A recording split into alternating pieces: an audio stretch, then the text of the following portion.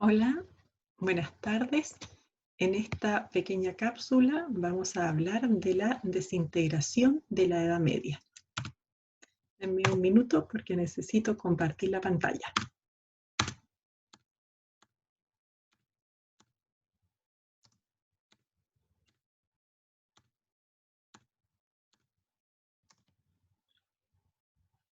Ahí sí.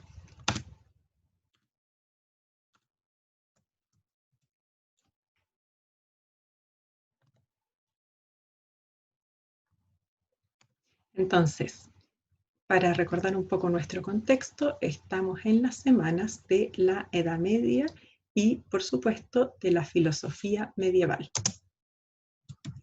Nosotros ya sabemos que la Edad Media tiene 4 etapas. En esta última cápsula de aprendizaje vamos a hablar de la cuarta etapa, que es la etapa de desintegración. La etapa de desintegración va aproximadamente desde el año 1300 hasta el año 1453, cuando, producto de la caída del Imperio Romano de Oriente, podemos decir que se acaba la Edad Media y empieza la Edad Moderna. Si se fijan acá, en lo que nosotros mostramos en la diapositiva, tenemos puros desastres en diferentes ámbitos, por eso empezamos a hablar de la desintegración. Hay una crisis, ¿cierto?, en muchos ámbitos. En el ámbito religioso, ya sabemos que la Edad Media estaba caracterizada por una vida cristiana. En cambio, hay un cisma. ¿Qué significa un cisma? Una ruptura. El famoso cisma de Occidente tiene que ver con una crisis de la Iglesia Católica, donde llegó a haber 2 e incluso 3 papas. Por lo tanto, ni siquiera se sabía cuál era la cabeza de la Iglesia Católica. Como no estamos en clase de teología, yo no voy a profundizar en ese tema, pero para que vean que en lo religioso hay una crisis tremenda. Hay también una conocida enfermedad, ¿cierto? En el 1347, que es la peste negra. También se llama en verdad peste bubónica, ¿cierto? Viene por las ratas, sobre todo de los farcos, desde China, y y esta peste mató aproximadamente a 2/3 de la población europea. Imagínense que nosotros estamos asustados con el coronavirus, la peste negra en verdad trajo una mortandad terrible. Imagínense el coronavirus, pero sin la tecnología, sin los cuidados, sin los respiradores artificiales, por lo tanto la persona que se enfermaba se moría, y no había este concepto que nosotros tenemos hoy en día de la mascarilla, de los guantes, de toda la higiene en medicina. Y entonces hubo una mortandad terrible. Y además, ¿cierto? La guerra de los 100 años, que fue una guerra, bueno, duró un poquito más si se fijan en las fechas ahí, pero es conocida como la guerra de los 100 años, entre Francia e Inglaterra. Y siempre aquí en historia se habla como de la trilogía. La guerra, ¿cierto?, trae mucha hambre, porque la gente se va a pelear, ¿cierto? Se deja de plantar, además se pisotean los campos con los ejércitos, con los caballos, por lo tanto las cosechas no rinden, ¿cierto? Las plantaciones no producen fruto y entonces se produce hambre, la gente se debilita y se produce la peste. Lo que les quiero mostrar es que esta es entonces una época, en cambio, no de esplendor como la que veíamos en la cápsula anterior, sino que es una época de decadencia. Baja la población, es la época de la danza macabra, de esta como cercanía a la muerte, ¿cierto? Pero también la época, a los que les gusta la literatura, del carpe diem, como a gozar, que el mundo se va a acabar, si nos vamos a morir mañana, entonces pasémoslo bien. Y empieza toda esta literatura que se empieza a acercar a la literatura del Renacimiento. Pero como no estamos en clase de historia, vamos a pasar rápidamente a la siguiente pregunta, ¿cierto? ¿Cómo influyó la desintegración de la Edad Media en la filosofía? Esta filosofía del ser de la que nosotros hablábamos en la clase anterior, ¿cierto? Hacia el año 1300 nosotros ya sabemos que se habían alcanzado algunas certezas. El pensamiento especulativo y conceptual era conocido y era aceptado, ¿sí? Era válido. El pensamiento de la filosofía del ser, ¿cierto?, que había propuesto Tomás de Aquino también era aceptado. Había un concepto de persona que tenía que ver con el ser, ¿cierto? Y que tenía que ver con la unión sustancial de cuerpo y alma. Y eso era debatido en las universidades, como conversábamos en la clase anterior, y era parte de lo que se enseñaba y era parte de lo que se aprendía. Había una distinción, ¿cierto? Como había dicho Tomás de Aquino, siguiendo a Aristóteles, entre el alma y las facultades del alma. Y, y eso era dado como válido, era dado como cierto y era dado como materia de discusión, obviamente, en las clases de filosofía y en las clases de teología. Sin embargo, vamos a ver que a partir de 3 personajes, estos conceptos se empiezan a poner en duda. Personajes que surgen en la Universidad de Oxford, por lo tanto, en Gran Bretaña. Y esto es importante, no lo cuento solo como dato anecdótico, sino que lo cuento porque va a ser en Inglaterra, justamente, donde un par de siglos después, no podemos decir que ellos son empiristas propiamente tales, pero un par de siglos después, donde va a surgir el empirismo. Entonces, el primero de estos personajes que nos empieza a hablar de la desintegración de la filosofía del ser a finales de la Edad Media es Roger Bacon. Y aquí no hay que confundirse con Francis Bacon, que vive un par de siglos después y que es el que nosotros denominamos como precursor del empirismo. Roger Bacon es un monje franciscano. ¿Se acuerdan que antes habíamos hablado del surgimiento de las órdenes mendicantes? Él es franciscano, estudió en la Universidad de Oxford. Es un matemático y un científico, y esto nos da luces para entender entonces su propuesta. Él rechaza la integración de Aristóteles a la escolástica. A pesar de ser un matemático y un científico, y de ser Aristóteles un también realista, ¿cierto? La parte en que Aristóteles habla de el ser, la parte como del me ánima, él la rechaza. Él le parece que Aristóteles no tiene que ser parte de los conocimientos que se enseñan, ¿cierto?, en el programa de estudios de la escolástica.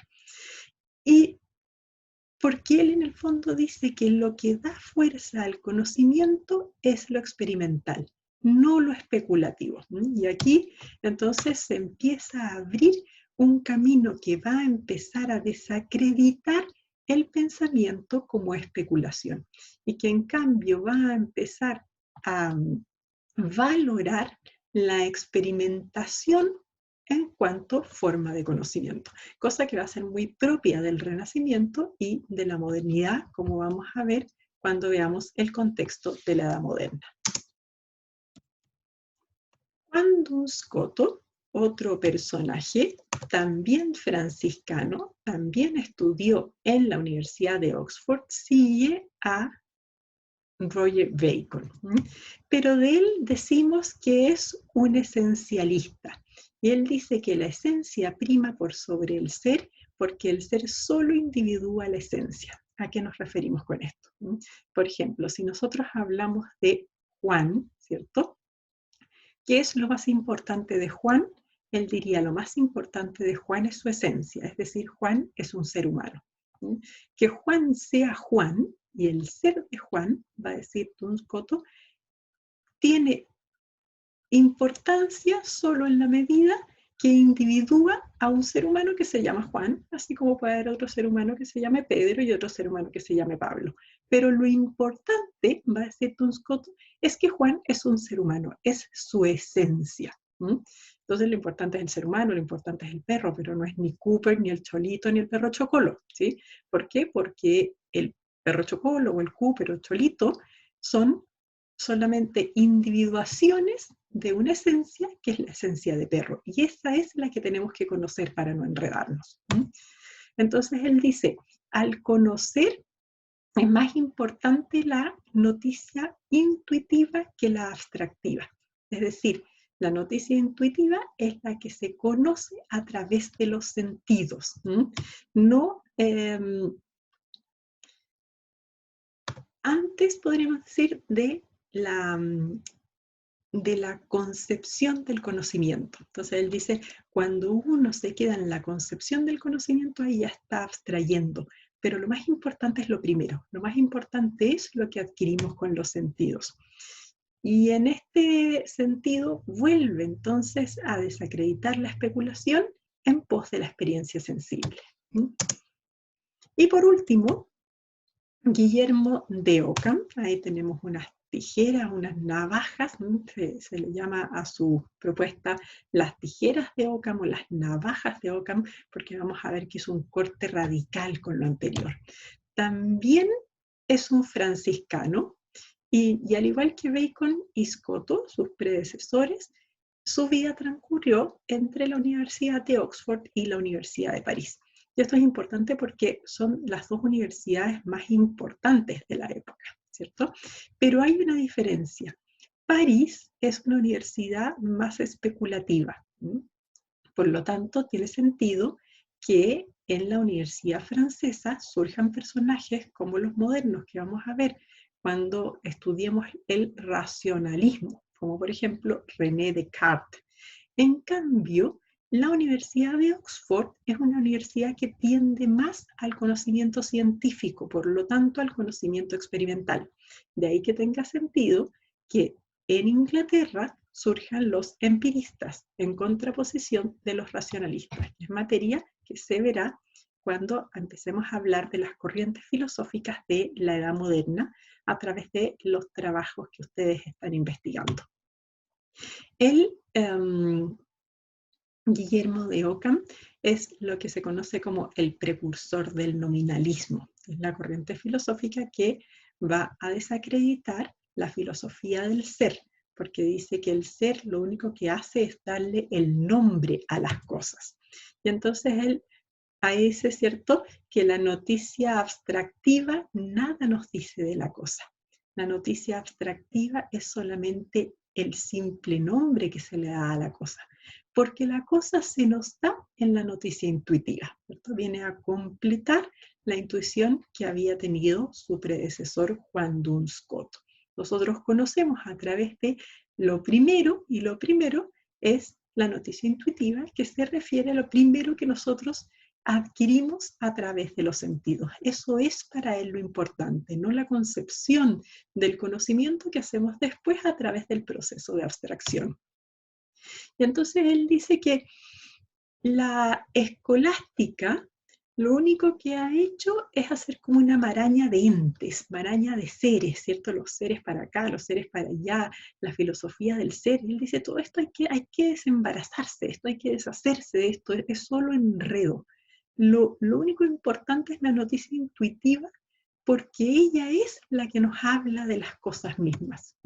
Y entonces tenemos que deshacernos de estos entes, porque lo que capta lo indispensable es la noticia intuitiva, y entonces lo único que vale la pena es quedarse con lo indispensable cuando nos referimos a la concepción del conocimiento. Y por eso lo llaman a él, ¿cierto?, la navaja de Ockham o las tijeras de Ockham, también lo pueden leer, como que corta todo lo anterior. Y entonces así se va desacreditando la filosofía del ser que había construido Tomás de Aquino, rescatando a Aristóteles, y en la cual nos detuvimos la cápsula anterior, y va a quedar abierto el paso para la comprensión de la filosofía moderna. Que estén muy bien. Hasta luego.